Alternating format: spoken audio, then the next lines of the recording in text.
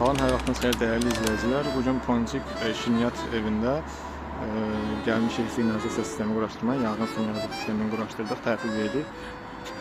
Girək, göstərim. Detektorlarımız.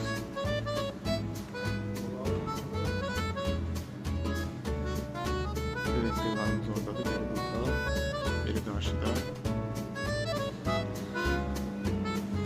Dedektör ve sireni yan yana koymuşuz. İkisi ofise koyduk. İkisini de bura koyduk çünkü kapalı yer olduğu için.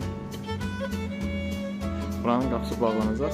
Böyle kapalı yer olacak. O yüzden iki tane dedektör koymuşuz. Kanunlara uygun şekilde.